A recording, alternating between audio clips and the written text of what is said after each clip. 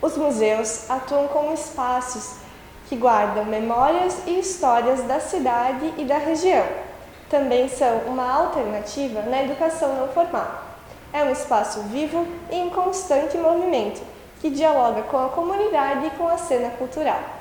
O Museu de Artes Visuais Ruth Schneider leva esse nome em homenagem à artista passofundense Ruth Trelha Schneider, que contribuiu com a idealização deste espaço através da doação de uma quantidade significativa de obras para o início do acervo.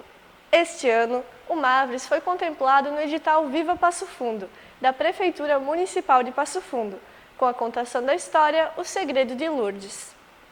O livro foi escrito e construído manualmente pela artista Ruth Schneider e faz parte do acervo do museu. Nele, Ruth conta sua própria história, através da personagem Lourdes, uma garota que morava onde o diabo perdeu as botas, mas que sonhava em vir para Passo Fundo, tornar-se cantora e pintora. Em uma mistura de fantasia com realidade, a artista mais uma vez encanta a todos com sua forma única de ver o mundo. Vamos conhecer essa história?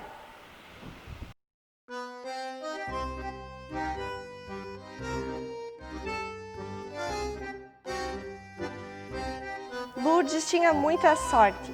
Uma delas era ter seu amigo Carijó.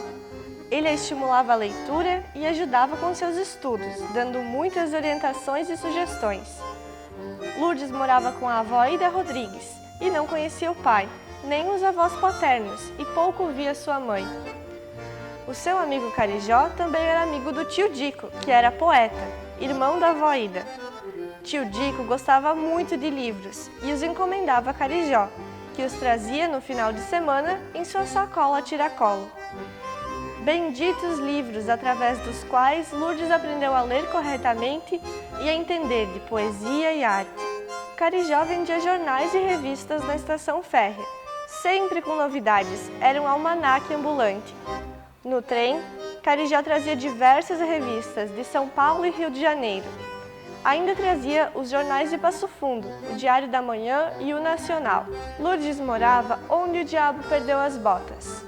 Não havia eletricidade, telefone nem cinema. Eram tempos difíceis, tempos de guerra. No interior, a população passava por diversos sacrifícios. As estradas não tinham nome nem asfalto, era só pó e barro. Mas o trem foi personagem inesquecível. Aos domingos, Lourdes cantava no coral, onde tinha seus poucos amigos. Mas o seu sonho era ir a Passo Fundo, conhecer a parente Isoltina, a dona do palácio.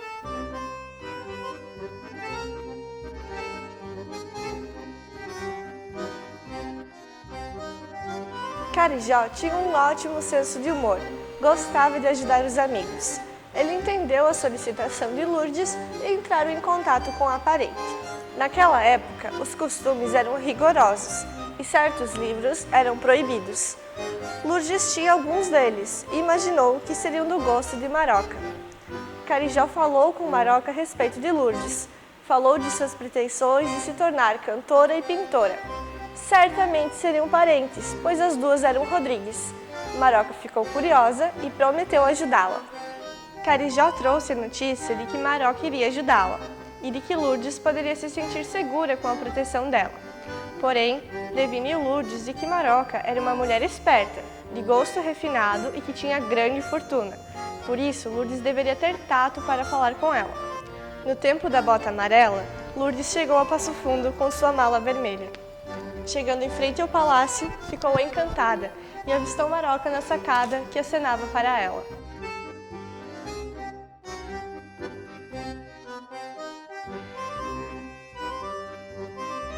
Lourdes entrou muito curiosa e fascinada, porém, Maroca a levou primeiro para um quartinho lá nos fundos, onde ela acomodou seus poucos pertences, tintas e pincéis.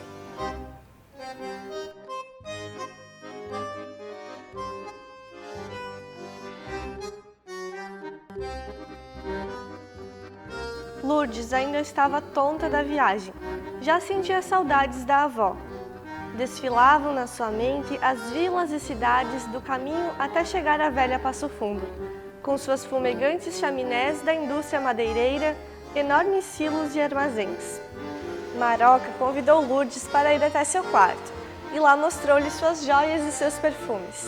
Emocionada, pediu que ela retratasse o cassino, que era o seu orgulho, construído na década de 30 pelo construtor João de César. Ela gostaria de ser imortalizada através da pintura, assim como ver retratados aqueles salões onde reinavam prazer e alegria. Principalmente o salão de danças, a sala rosa, onde ocorriam os shows com as dançarinas, e as salas de jogos, que agora estavam interditadas, mas que alguns anos atrás eram muito movimentadas.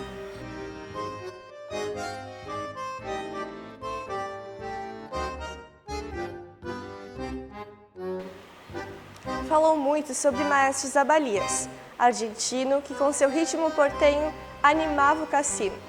E também a orquestra de Célio Barbosa, com Aparício na gaita, que tocava 2 horas sem parar. Quero tudo registrado, falou Maroca. Sobre uma mesa, Lourdes viu convites impressos em papel de vinho para os clientes. Deduziu que material para pintar havia bastante.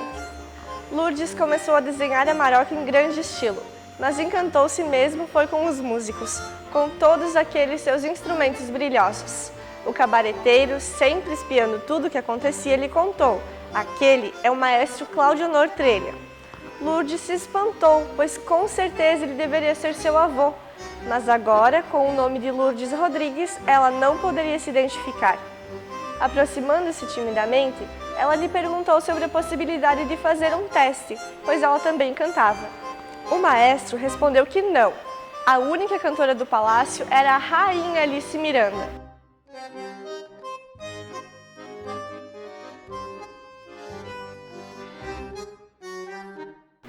Lourdes pensou que ele poderia ter sido mais gentil, mesmo não sabendo que estava falando com sua neta. Porém, notando a tristeza da menina, ele convidou-a para assistir o show dos irmãos Trelha, Rubens, Rui e Ruth, no palco do Cinema Imperial. Seria a oportunidade de conhecer toda a família.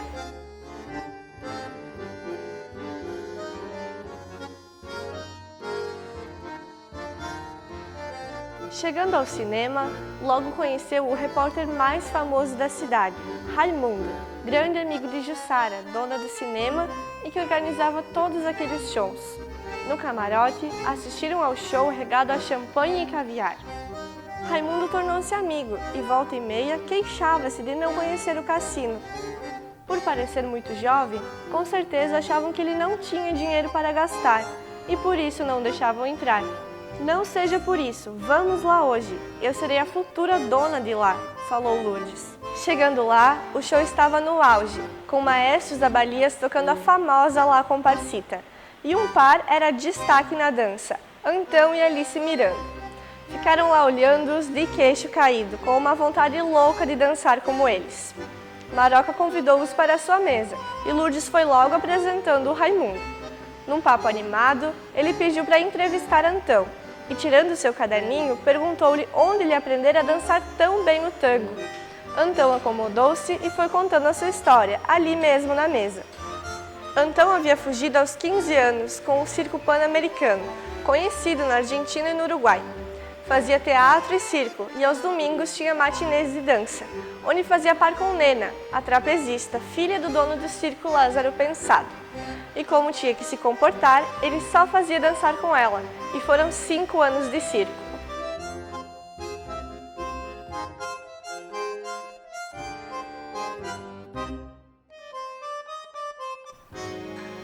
Depois eles fugiram e vieram para Passo Fundo.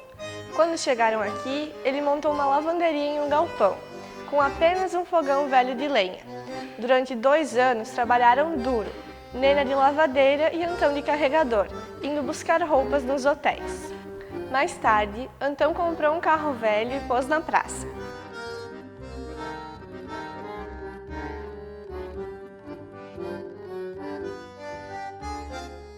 A princípio, ele só conseguia passageiros para lugares distantes e embarrados. Só apareceram clientes bons depois que ele colocou um programa na rádio de tangos e boleros à meia-noite. Aí então o negócio aumentou tanto que ele contratou funcionários para seus diversos automóveis e assim podia aproveitar as noitadas no cassino.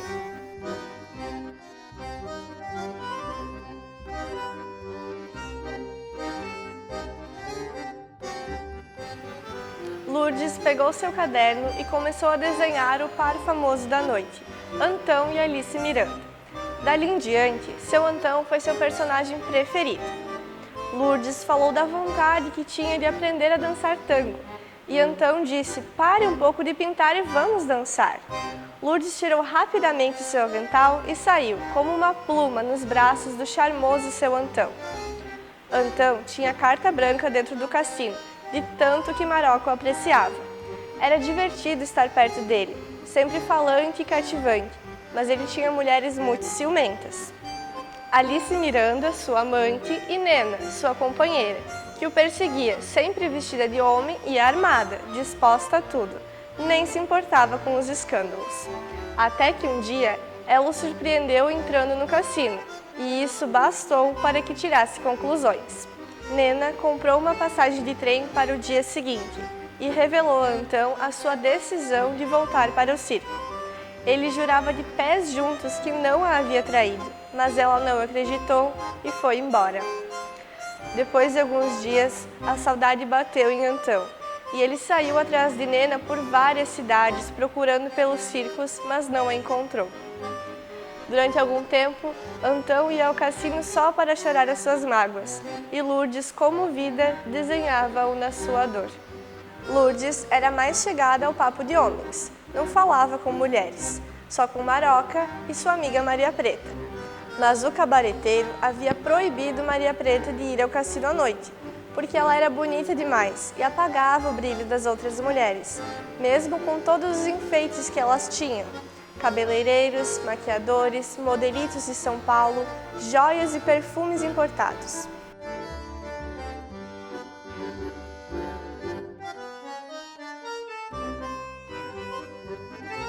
Na sua beleza exótica, vestida de cigana, todos os olhares se voltavam para ela quando entrava, roubando a cena. Era boa nas cartas e previu para Lourdes que o seu amor estava chegando.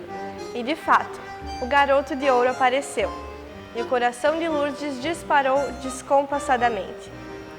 Daquele momento em diante, ela só ouvia e pensava nele, e ele parecia corresponder.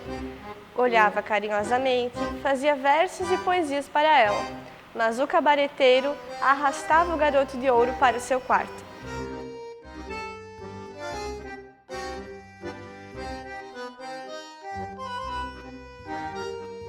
O quartinho de Lourdes já estava cheio de desenhos, pinturas, retratando o cassino, a Maroca, os músicos, as dançarinas e as salas de jogos. Mas Lourdes já não tinha mais a motivação.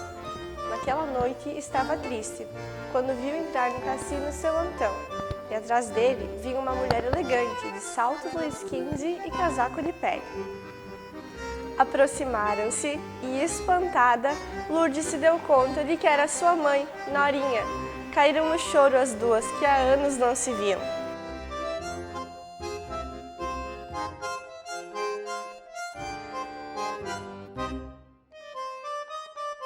Lourdes tratou logo de contar os seus planos de conquistar a Maroca e se tornar dona do cassino.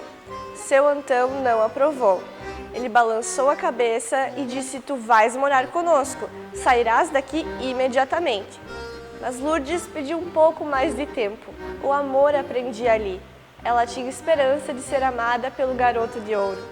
Maroca se envolveu com Atílio, e depois disso as coisas começaram a desmoronar no cassino, pois a mulher de pulso de ferro se perdeu. Lourdes pensou que tinha chegado sua vez. Porém, Maroca escolheu para sua sucessora outra mulher de pulso firme, e a escolhida foi Maria Bigode, mulher forte, trabalhadora, com uma família grande de irmãos para sustentar. Ela saberia multiplicar o dinheiro.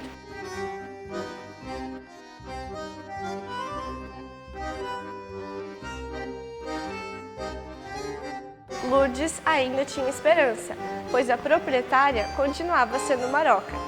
Ela só havia alugado o cassino através do contrato de 1 ano para Maria Bigode.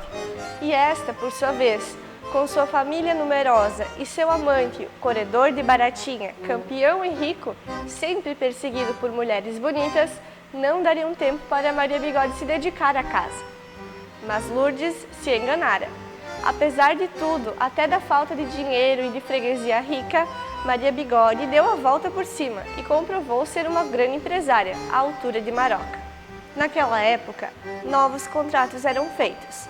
O maestro Zabalias continuava, assim como o professor Jaques no violino, mas os clientes não eram mais os ricos, eram os viajantes, que no carnaval faziam aquela farra vestindo-se de mulher. Alguns iam embora de Passo Fundo tão apaixonados que publicavam no jornal Diário da Manhã despedidas poéticas para suas amadas usando codinomes. Além dos italianos mafiosos, do golpe do dinheiro falso, que eram os que gastavam mais. Sarrafo, um viajante alto e magro que passava a maior parte de suas viagens em Passo Fundo, no carnaval, como era comum, se vestia de mulher, assim como todos os outros. Num desses entreveros, assaltaram os cabarés de Carazinho e de Soledade, e houve uma briga tremenda, onde todos acabaram presos. Os brigadianos de espada acompanhavam os viajantes que tentavam esconder o rosto rumo à cadeia. Maroca e Atílio casaram-se em grande estilo, e Lourdes bolou uma estratégia para agradar a Maroca quando ela voltasse da lua de mel. Iria se vestir de homem, cortar os cabelos e tirar a maquiagem. Isso também para afastar os conquistadores, pois o seu coração e o seu corpo só pulsavam pelo garoto de ouro, que lhe deixava louca. Ele dava a entender que gostava dela, olhava para ela, mas era a risco e fugia sempre. E o cabareteiro colado junto, não dando chance para os dois. Aquela paixão enlouquecia Lourdes, que via em tudo uma mensagem de amor.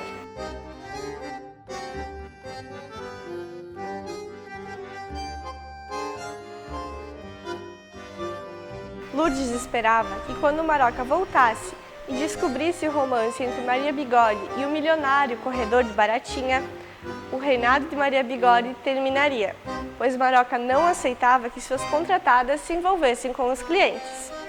O que ela não esperava era a reação drástica de Maroca de não confiar mais nas mulheres, entregando seu reinado ao cabareteiro Flor. Lourdes ficou decepcionada. Era inacreditável Maroca entregar de mão beijada o seu cassino com todos os móveis e tudo mais. Maroca chegou da lua de mel e nem notou que Lourdes estava vestida de homem. Logo, pôs todos a par da sua decisão de deixar todo o cassino nas mãos do cabareteiro, levando com ela o seu marido, banqueiro Atílio, e somente suas joias, seus dólares e os quadros que Lourdes pintou, os quais foram muito bem pagos pela Maroca. E isso foi a única coisa que Lourdes recebeu dela. Só o que mantinha Lourdes ali era aquela esperança louca de ter o garoto de ouro em seus braços e rolar pelos campos. A arte os unia, ele na poesia e ela na pintura. Estavam trabalhando juntos com encomendas e propagandas. E tudo ia bem, até que a desgraça aconteceu. O cabareteiro foi assassinado, foi encontrado morto no banheiro e o suspeito era o garoto de ouro. A polícia chegou remexendo tudo, fazendo perguntas e chegou à conclusão de que o suspeito seria mesmo o garoto de ouro, que sem álibi não teria como se defender, ficando escondido pelos amigos no bar do Amoroso. Acabou tido como foragido e teve que fugir para outras cidades. Os anos passaram, as investigações lentas, o cassino interditado. E como as desgraças não vêm sozinhas, foi naquele dia terrível que souberam pelo rádio da morte de Getúlio. Assim narravam a manhã do dia 24 de agosto de 1954, o dia em que Getúlio foi deposto. Um estampido pôde ser ouvido vindo do quarto e todos correram. O velho presidente estava estendido em seu leito de morte com um tiro no coração. Logo a notícia correu e se espalhou por todas as grandes nações. Para Lourdes, aquele dia 24 de agosto foi parado, pesado, cinza e angustiante.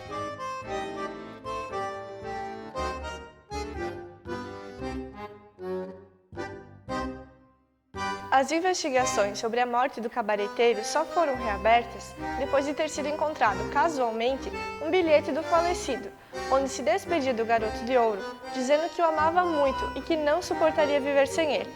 Mas o cassino continuou fechado.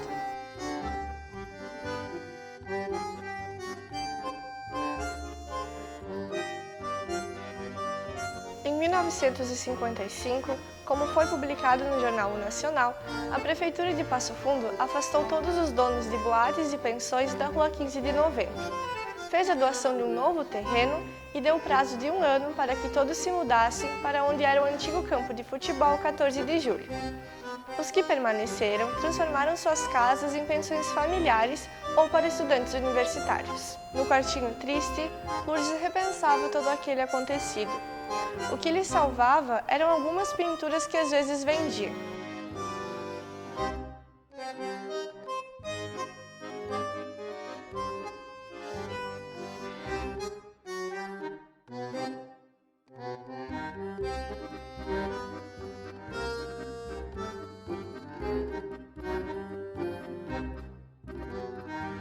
Há pouco havia conhecido um certo doutor, que lhe dera a esperança de vender mais algumas obras e que até lhe faria uma plástica em troco dos trabalhos. Ela aceitou, pois se sentia muito abatida. Depois da cirurgia, sentindo-se nova e bela, ela começou outra batalha. Agora, iria retratar os cafés da cidade, Haiti, Maracanã e Café Elite, onde só entravam homens e lá punham em dia as fofocas, discutiam futebol e política. Lourdes gostou dos ambientes e passou a frequentá-los assiduamente, a fazer amizades com os políticos, participar de comícios e das reuniões na esquina do Hotel Avenida. Nessa época, são criados os partidos PTB, PSD e UDN. É o período de afirmação da política passofundense. Brizola fortalece a campanha de Benoni Rosado para a prefeitura, num comício monumental. Choveram pétalas de rosas na recepção dos candidatos Benoni e Bernardon. Era a ação da ala moça do PTB. Canhotinho se candidata a vereador, mas não recebe nenhum voto da família. Essa época revela uma grande lição democrática.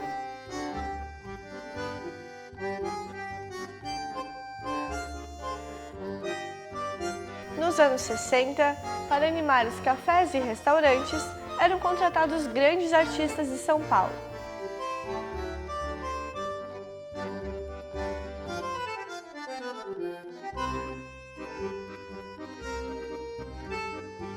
No restaurante Maracanã, um casal francês, maestro Jack e professora Mercedes, harmonizavam-se no piano e no violino. Eles vieram para passar apenas uma temporada e ficaram. As figuras da sociedade iam assiduamente ao Maracanã e ao Café Haiti. A quadra da Avenida General Neto, em frente ao Haiti, era a passarela para o vai e vem das moças bem vestidas sob o olhar dos rapazes. Depois de se entenderem com piscadelas, olhares e sorrisos, iam juntos para o Café Haiti ou para o Cine Imperial. O Café Colombo era proibido para mulheres e nele só entravam os homens, que ficavam sabendo de todas as fofocas da cidade. Os anos passando, a política fervilhando e os comunistas crescendo. Lourdes se envolveu com grandes políticos e com o golpe militar. Teve então que fugir para não ser presa. Seu Antão foi para Porto Alegre com a Norinha, em 1953. Entrou na polícia em 1956 e ficou até 59, quando fez concurso para a saúde. O secretário era Lamaison Porto e o governador Leonel de Moura Brizola. E em 1962 foi nomeado chefe dos comandos sanitários de todo o Rio Grande do Sul, cargo no qual organizou um comando com 3 fiscais e 2 policiais militares da Brigada Militar para fiscalizar todo o estado. Ficava uma semana em uma cidade, outra semana em outra, percorrendo assim todo o território. Cumpriu com seu dever, passou por todos os governos como chefe, inclusive durante a ditadura militar. Só deixou a chefia dos comandos na sua aposentadoria, quando foi homenageado por diversas comarcas de vereadores, tendo recebido ofícios de agradecimento de quase todo o estado, de prefeitos, delegados de polícia e comandos militares. Seu apelido era o Incendiário de Corações. Eles já se conheciam quando se encontraram em Porto Alegre e se casaram em menos de 10 meses. Foi como um conto de fadas. Juca levou Lourdes para conhecer suas tias e logo estavam planejando o casamento. Uma tia faria o vestido de noiva, a outra faria a festa em sua casa em Petrópolis. E assim aconteceu.